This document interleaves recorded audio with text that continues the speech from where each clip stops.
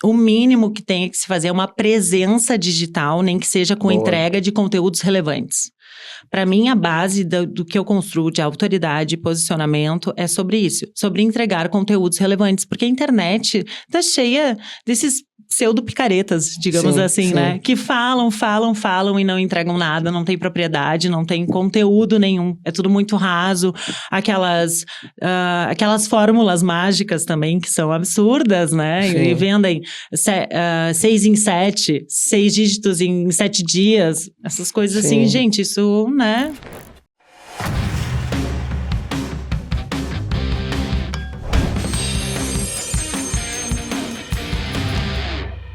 Olá, bem-vindos a mais um Pod Peregrina. Aqui comigo hoje, nesta tarde maravilhosa, na Mastermind Produtora, Thaís Schonerwalder. Tudo bem, Thaís? Bem-vinda. Olá, Tati, tudo bem? Tudo ótimo. Gente, o Pod Peregrina é transmitido na GTV, com exclusividade, sempre aos domingos, às 21 horas, ok? Com reprise às 23. Thaís, bem-vinda ao Pod Peregrina mais uma vez. Obrigada pelo convite. Imagina, tô querendo muito te entrevistar faz tempo, porque essa menina tem simplesmente uma trajetória de mais de 20 anos como relações públicas e gestora de marketing. Sim. E eu quero saber essa história, como é que foi a tua vida em São Paulo, as tuas experiências. Vamos falar um pouquinho sobre a tua opinião sobre alguns conceitos de marketing, pode ser? Claro, Bora? vai ser um prazer. Então tá. Thaís, a tua experiência lá em São Paulo, né, com Rafa Mendonça, né, que é no mercado... detalhe, a Thaís, ela trabalhou no mercado de moda, no mercado corporativo, de estética. Faltou algum que eu esqueci? Olha, foram vários, né? Inclusive indústria, etc. Muito foram legal. Grandes experiências. Que maravilha, que maravilha. E eu vou chamar ela de Tatá, viu, gente? Porque, infelizmente, a gente tem nós nos conhecemos há um tempo e vai sair naturalmente o Tatá. Então, eu vou tentar manter o Thaís profissional, mas se vier um Tatá, é a ela que eu me refiro. Thaís, como é que foi a tua ida para São Paulo? Depois tu te formou e tal? Quanto tempo depois da tua formatura que tu foi para lá? Sim, primeiro eu me formei em Relações Públicas, né? Minha trajetória começou com Relações Públicas, onde foi uma base muito importante para mim. E quando eu decidi morar em São Paulo, o meu pai me orientou que o mercado de São Paulo era muito mais concorrido. E eu precisaria, então, fazer o MBA para chegar lá... capacitada. Exatamente, apta para concorrência no mercado. Então, eu fiz o MBA em 2014 e 2016 eu fui para São Paulo. Que legal. Foi. E aí, eu comecei com essa experiência lá com o Rafa Mendonça, onde eu tive a oportunidade de fazer eventos incríveis dentro da Giorgio Armani, foi um deles, né? Me conta essa experiência. O Rafa Mendonça, o cara é fera do segmento de luxo, né? Sim, exatamente. Ele é um RP super renomado, conceituado, e ele faz os melhores eventos, né? Ele e o Betinho Pacheco são as maiores referências atualmente no mercado de luxo nesses eventos. Então, a gente fez eventos na Giorgio Armani, na Gucci, na Yves Saint Laurent, na Bottega Veneta, dentre muitos outros. Então, foi uma experiência única, extremamente valiosa, exatamente. Conta um evento desse que te marcou, assim. Sim, foi um almoço para 20 milionárias dentro da loja do Giorgio Armani no Cidade Jardim. Shopping Cidade Jardim, que é maravilhoso. Exatamente. Gente, Shopping Cidade Jardim também ele é o suprassumo do luxo. Exatamente. Então, foi um serviço à francesa, uma mesa belíssima, e durante esse almoço, tinham 4 modelos que apresentavam a nova coleção. Então, é essa questão da experiência que o mercado de luxo nos dá, né? Mexendo com toda a parte da estética, entregando serviços únicos, né? E, por exemplo, um tailleur, eu não sabia na época até então, tá? Um tailleur da Giorgio Armani custa 40 mil reais. Então, tu tem que fazer uma entrega de excelência, né? Sim. Que é isso que o mercado de luxo nos ensina, Sim. né? Então, foi uma experiência única, inclusive até na parte dos mimos, né? Então, eles entregam mimos que são exclusivos, né? Sempre trabalhando com essa questão da excelência. Da exclusividade exatamente. Também. O aroma, né? Que a gente falou. A gente estava conversando sobre isso, né? Do marketing sensorial, mas aí vamos falar mais pra frente. Claro. Quero me ater um pouquinho mais aqui essa experiência tua com o Rafa Mendonça e a Giorgio Armani. Sim, esse foi um dos eventos. Tá. Teve um outro também que me marcou muito, que foi da Gucci, onde um italiano que é diretor comercial da América Latina fez uma palestra com todos os modelos, explicando com storytelling, falando de cada modelo, quem foi a referência, o ícone, por isso que eles dão a nomenclatura da bolsa X para para personalidade, celebridade homenageada, o material que é usado, a exclusividade, o de crocodilo. Então, toda essa questão, o marketing é sobre fazer sentir e fazer sentido, né? Então, despertar esses sentidos que envolve todas essas partes, tanto sensoriais, quanto do desejo, da dor, da necessidade. Sim, Por isso que me encanta muito, eu sou muito apaixonada pela minha profissão. Né? Isso dá pra ver, isso dá pra ver. Não, teu trabalho é excepcional também, né? Tudo que tu toca ali, tu faz não só com dedicação, mas sabendo né? Sabendo o que tá fazendo, né? Realmente com propósito mesmo. E, Thaís, lá em São Paulo, né, ainda, me diz uma coisa, o público é diferenciado em todos os sentidos, sim, a gente sabe que é. Mas o que mais gritou, assim, aos teus olhos, assim, a percepção em relação aos clientes? Eu acho que, ao mesmo tempo que eles são super sofisticados, eles são pessoas muito reais, são pessoas abertas. Aquele elogio, imagina eu sendo uma subordinada do Rafa Mendonça, no meio dessas milionárias, elas sempre chegavam com palavras lindas. Ai, como tu tá belíssima, como tu estás bem. Ai, como tu é linda, como tu é inteligente, elegante. Então, essa simplicidade, ao mesmo tempo dessa sofisticação, esse contraste que a gente não espera. Não espera. Eu fui muito bem acolhida. E às vezes, aqui, né, no nosso berço, né, que nos conhecem, que deveriam saber que nós somos inteligentes, bonitas e competentes. Às vezes é difícil, né? Às vezes é difícil o elogio vindo daqui, barreira, né? Tem aquela barreira, né? Exato. Que loucura. E foi muito sincero, eu fiquei muito feliz. E tanto que eu tenho esse mailing, né? E, obviamente, por questões éticas, eu não vou utilizar, porque eu tive acesso através do Rafa. Mas, volta e meia, em algum Instagram ou outro, a gente se comunica com uma da cliente ou outra que manda um elogio, manda uma carinha, um emoji. Ai, que legal. Ai, então, que máximo. É o networking também, que faz parte, né? Marketing. Faz parte. Exato. Networking é vida, né? Networking é vida. Abre portas. Onde a gente nunca imaginou entrar. E engraçado que, por incrível que pareça, né? Eu sabe, eu já trabalhei em São Paulo e tal. E às vezes...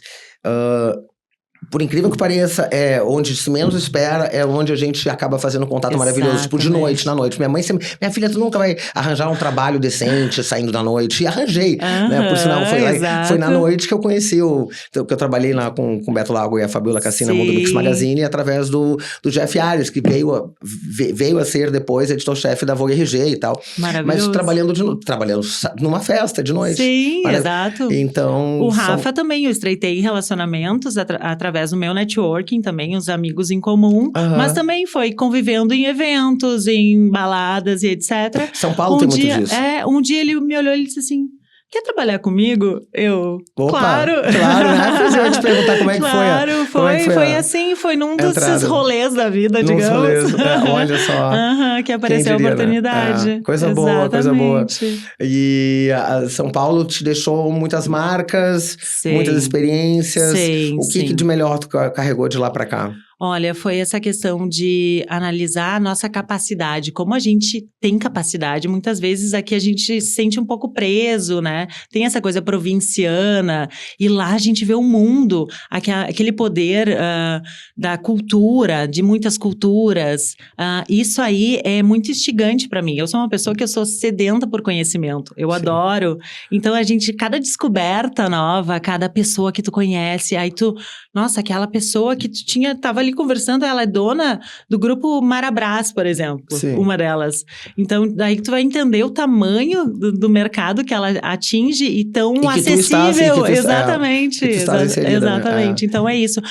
Como a gente, quando a gente está aberto, né, para se conectar, e fazer aquela entrega que a gente estava conversando do ganha-ganha. Ninguém quer tirar nada. Eu não quero tirar nada de ninguém, eu quero agregar. Claro. E as pessoas sentem isso quando tu tá aberta a ter essa conexão, né, real. Então... É verdade. A melhor coisa que tem do contato com o ser humano é a capacidade de tu trocar. Exatamente. Trocar, seja o que for, uma informação. Trocar um carinho, trocar um abraço, né? Trocar uma dor, porque troca uma dor uma cura, né? Tu entrega uma dor, né? Meu problema é esse, vai lá, conhece alguém, tem uma cura pra ti, eu tenho uma solução. Exatamente. Isso é incrível. Tu tá ajudando. E aí tu marca aquilo na pessoa, tu ocupa um lugar na mente, no coração dela, que ela vai muitas vezes lembrar de ti. Em vários casos, vai ser grata, né? É verdade. Thaís, agora vamos voltar a falar de marketing, tá? Que o papo hoje aqui vai ser principalmente marketing, relações públicas e experiências, né? Obviamente. Voltando para Porto Alegre, né? A gente tava falando um pouquinho sobre como é que tá o varejo, como é que tá o mercado em relação agora tem muita empresa, né? Que antes era só físico, agora tá digital. Sim. Então é a típica expressão, o termo que se usa, né? O físico, né? Que é o físico com o digital. Aí, sim, o Phygital. Phygital, físico, Phygital. Obrigada por corrigir isso aí, Phygital. Então, no Phygital, as empresas estão começando a, não digo engatinhar, porque no digital, quer dizer, no presencial, né, no físico já tá forte, mas a entrada no digital. Tu acha que vão ter muitas... Cara, não é muitas possibilidades, mas são muitas opções para tu atingir esse cliente, mantendo o teu DNA, numa forma que tu consiga manter ele ativo, manter ele fiel. Sim, na verdade, isso a gente tem que estar sempre monitorando, né? À medida que a gente está em vários canais, né? E conexões com os clientes. Por exemplo, quando tu vai para o digital, que foi o exemplo que tu trouxeste, eu preciso estar monitorando como é que está sendo essa jornada no meu cliente lá dentro, né? Uhum. Então, existem as pesquisas de satisfação e uma delas que é a mais, digamos... ágil é a NPS, que é, por exemplo, de 0 a 10, quanto você indicaria os nossos serviços ou os nossos produtos para um amigo, por exemplo. Eu venho recebendo isso da Unimed. Isso, exatamente. De quanto você indicaria a Unimed? Exatamente. Então, assim, aí tu já monitora ali a satisfação. Os que pontuaram 6 para baixo, ou até 7 para baixo, tu já fica ali, ó. Já vai tentando fazer uma conexão, tentando entender o que aconteceu. Porque aí vai te dar margem de tu trabalhar, porque um cliente mal atendido, existem pesquisas que falam de 50% a 64% eles desistem de uma nova compra. E é muito mais caro tu conquistar novos clientes do que tu fidelizá-los. Com certeza. Então, por isso que é importante tu estar sempre mensurando essa satisfação do cliente. Sim. E qual seria, tu acha, a maior dificuldade hoje em dia para esse lojista, para essa empresa? Olha, é o padrão de atendimento, né? É um padrão de atendimento, a gente vê a mão de obra com muitas falhas, e aí tem vários, é a falha no processo, é a falha em treinamento, é a falha do próprio ser humano, muitas vezes. É a falha da escolha, às vezes, até contrata a pessoa, né? Exatamente, ou tem uma outra técnica que eu gosto muito de fazer, por exemplo, quando tu consegue fazer uma rotação da tua equipe, por exemplo, tu botar um colaborador na função do outro. Para tu, primeiro, cada um sentir as dores que cada um passa. Tá. E outra, é porque às vezes tu descobre que aquele teu colaborador tá na função errada. Então, tem várias maneiras de tu... Ele se daria melhor naquele posto. Ele é um excelente colaborador, tá? Mas ele não tá entregando. Quando tu contratou, tu tinha essa ciência de que ele era um excelente colaborador, pelo histórico, etc. Mas ele não tá dando aquele resultado que tu almeja. Então, muitas vezes, tu pode fazer esse tipo de troca, né? De rotar ele em algumas outras funções que tu acha que ele poderia se encaixar. Boa, interessante. E sobre as empresas que estão ainda só no físico, né? Tu acha que obrigatoriamente vão para o digital ou elas vão conseguir se manter no físico? Olha, sem digital? Eu acho que essa é uma pergunta bem complexa. Às vezes a gente faz umas complexas aqui. Porém, eu acredito que o mínimo que tem que se fazer é uma presença digital, nem que seja com entrega de conteúdos relevantes. Para mim, a base do que eu construo de autoridade e posicionamento é sobre isso. Sobre entregar conteúdos relevantes. Porque a internet tá cheia desses pseudo-picaretas, digamos assim, né? Que falam e não entregam nada, não tem propriedade, não tem conteúdo nenhum. É tudo muito raso. Aquelas fórmulas mágicas também, que são absurdas, né? E vendem 6 em 7, 6 dígitos em 7 dias. Essas coisas assim, gente, isso, né? Como é que tu definiria um posicionamento eficaz? Olha, um posicionamento eficaz, ele é coerente com o propósito dele. O que ele entrega, para quem que ele entrega, por que ele entrega, né? E conhecer tem que se fazer uma pesquisa de mercado para eu entender o cenário atual, quais são as tendências, né? Macro ambiente, que a gente fala, como é que está a economia, como é que está a questão social, quais são as tendências, e aí sim eu entrar para micro ambiente, que é onde eu vou entender a minha empresa si, tá. Qual é meu potencial, qual é meu diferencial, como é que eu vou fazer essa entrega, quem é meu cliente ideal, e aí sim eu vou montar esse posicionamento coerente com tudo aquilo que eu quero, com tudo aquilo que eu enxergo. A maioria das empresas começa sem nem pensar nisso, Exatamente. né? Vai muito pela questão da oportunidade, né? E aí a gente tem um impulso, né? esse perfil, daí tu começa cheio de gás. Só que daí se tu começar sem um objetivo bem definido, como é que tu vai saber se tu alcançou o resultado? Se tu não sabe qual é o objetivo, eu não vou saber se eu alcancei ele sabendo os resultados, entendeu? Então fica uma coisa muito amadora. E cada vez mais o mercado não está disposto a aceitar amadores, né? Porque a gente tem muita concorrência. Muita concorrência. E falando, né, dos amadores, né, para se montar uma empresa, né, está se começando. Qual tu acha que seriam, assim, os erros, alguns erros, assim, os principais erros, 3 principais erros na hora de se começar uma empresa? Não fazer um business plan, né? Um plano de negócios. Onde tu vai saber quanto tu vai estar apto a gastar, né? Qual é o teu budget, como a gente chama na terminologia de marketing. Quem é a tua concorrência? Quem são teus benchmarks? Quem são aqueles líderes de mercado que tu vê como referência para ti, né? Não entender quem é teu cliente ideal. Não fazer pesquisa, né? Então, tudo isso são erros que são cometidos e que depois, logo ali à frente, vão acarretar nos não resultados atingidos. Sim. Eu não me lembro direito qual foi como é que foi me dito isso, mas é pura verdade. Não se faz, a gente não abre negócios pelo que se ama, como é que é? Tu não pode abrir um negócio pensando que tu ama pela paixão, né? Mas pelo teu desempenho, pelo que tu aguenta fazer. Tem que ter um equilíbrio de tudo. É óbvio que é muito difícil tu conseguir fazer um negócio que tu não te conecte. Dá certo, porque uma hora ou outra tu vai te frustrar, porque são inúmeras barreiras que a gente enfrenta no mercado. Tem que ser muito resiliente. Exatamente, então tu tem que ter essa paixão, essa emoção, mas além de tudo tu tem que ter estratégia, né? Que o marketing te dá isso. São estratégias, são dados, são métricas, né? É um olhar, digamos, robusto pro teu negócio, que não é só paixão, meramente paixão. Sim, meramente paixão. Os negócios hoje estão muito voltados também pro bem-estar, né? Tem um nicho que tá crescendo no wellness. O que tu acha disso, Tatá? Tu acha que é uma tendência forte mesmo? Eu não sabia que tu ia tocar nesse tema. Mas em 2014, como eu te falei no meu MBA, eu defendi a tese falando sobre esse universo do mercado wellness. E 11 anos depois, olha e foi um dos únicos 10 da turma da SPM. Olha, prevendo já. Exatamente. Porque assim como a sustentabilidade, o wellness é um caminho sem volta. A gente passava pela indústria da doença, né, antigamente, né, que era muito voltada para essa questão de medicamentos e tal, para doença.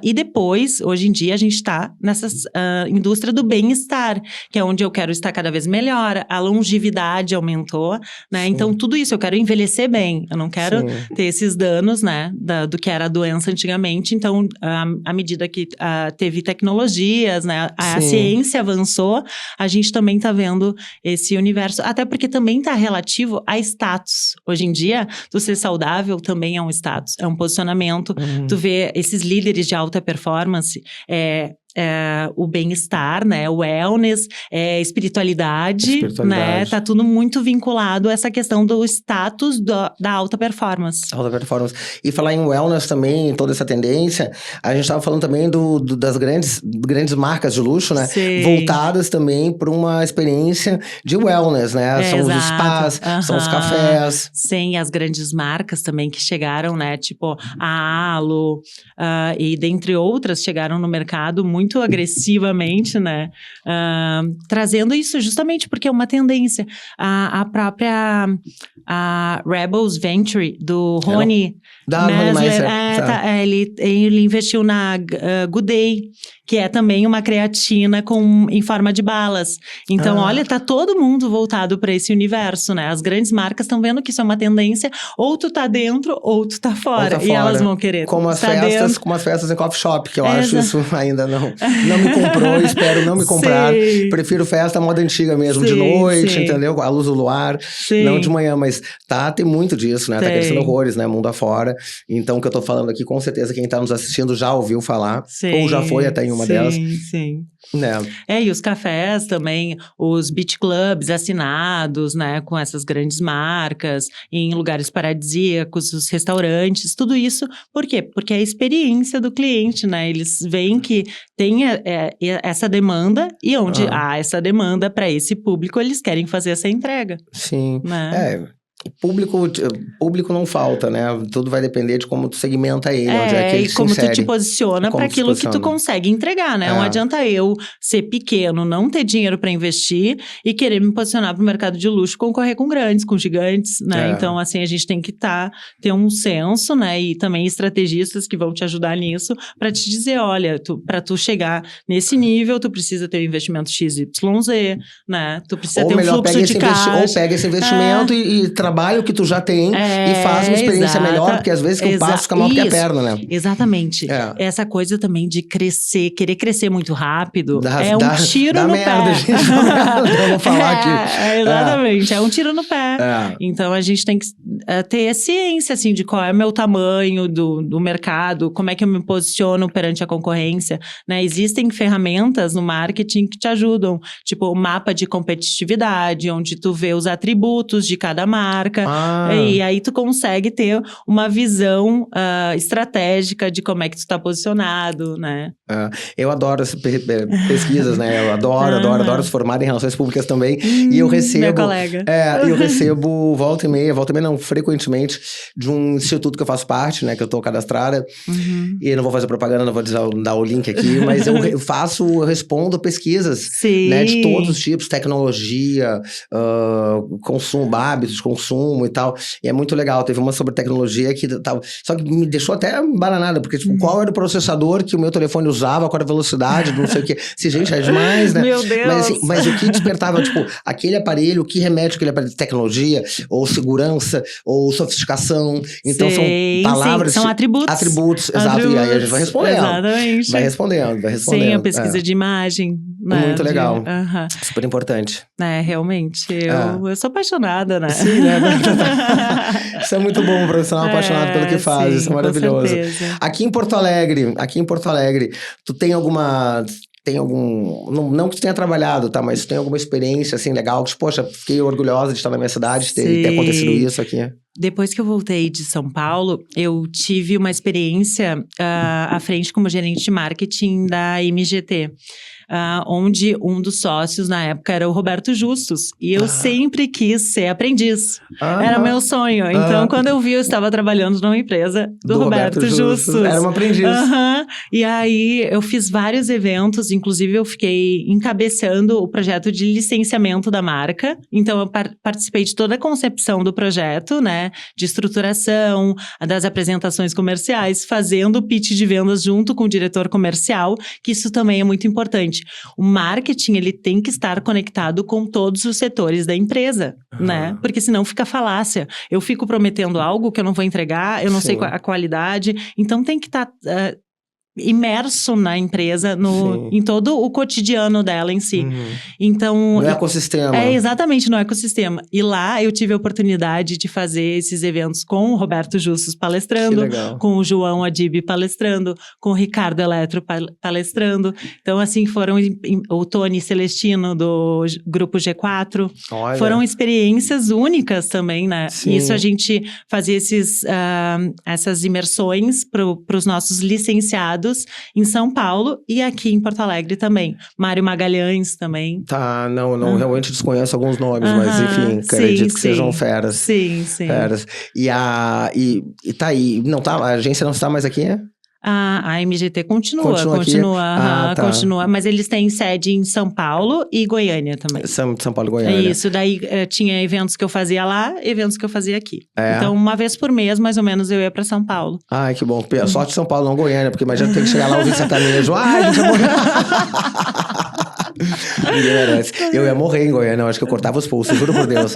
Eu não ia aguentar, com todo respeito ao pessoal que gosta de sertanejo. Quer dizer, eu não consigo respeitar muito, sendo bem sincero, né? Porque não dá pra entender. E até postei esses dias no Instagram. Como é que é? Se rock é a música do diabo, o sertanejo é a música do diabo cornudo. Corneado.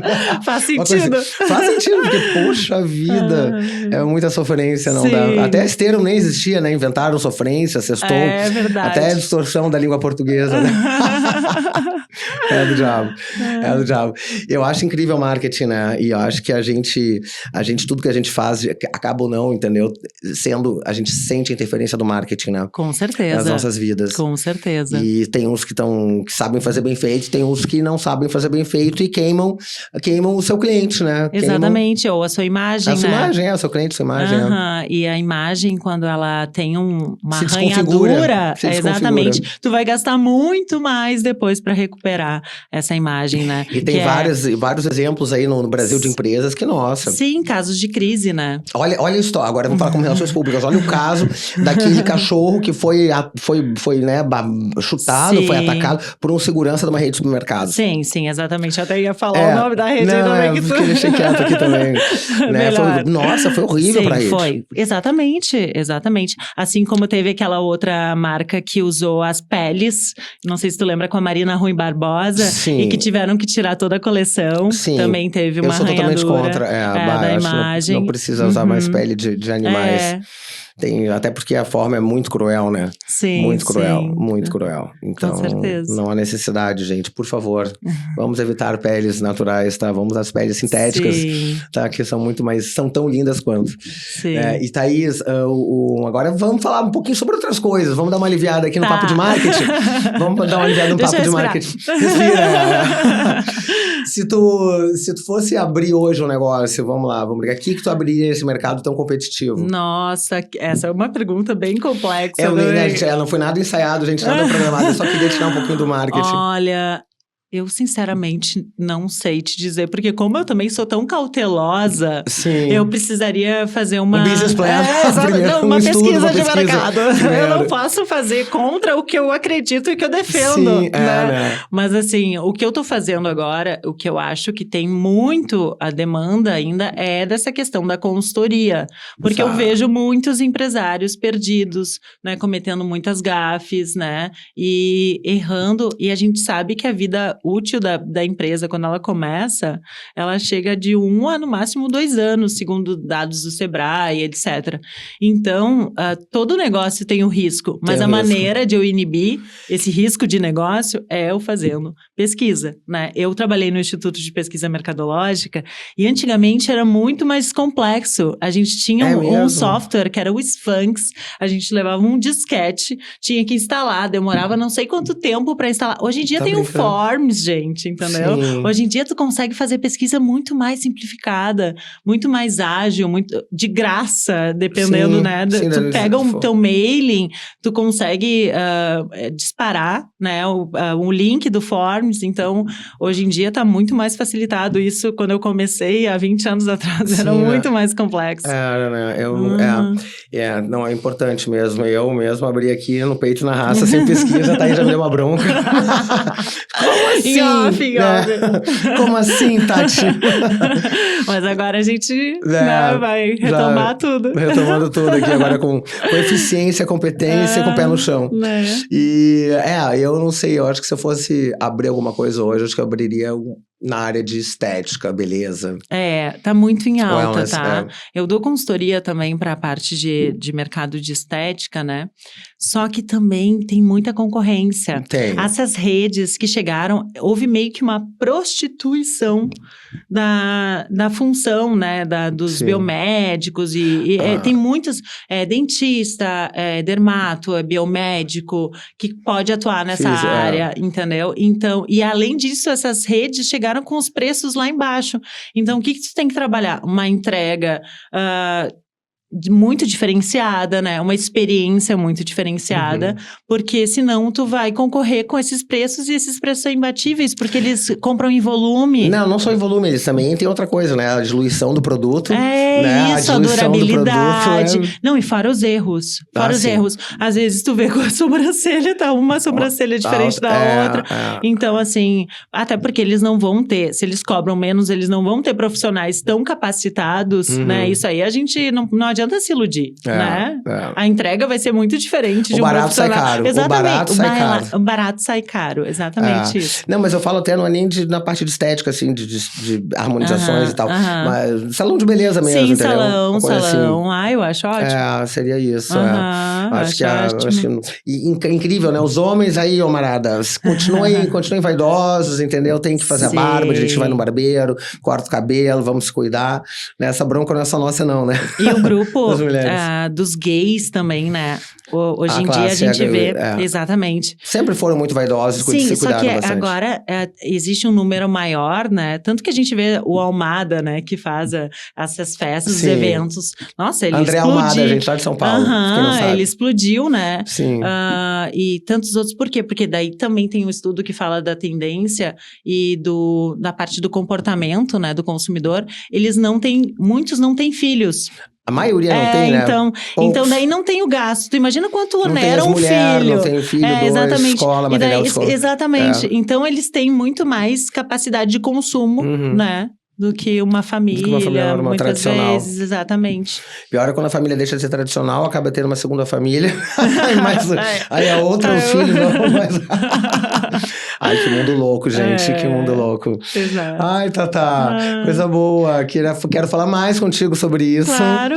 Vamos continuar esse papo na sequência. Vamos sim, vai ser um prazer. Então tá, adorei. Eu também, muito obrigada pelo convite. Imagina, novamente. Essa consultora de marketing que maravilhosa, Curadoria 360. A rede da Tatá tá aqui na tela, a gente já passou antes aqui quando começou o vídeo. Obrigada. Beijo, linda. Obrigada.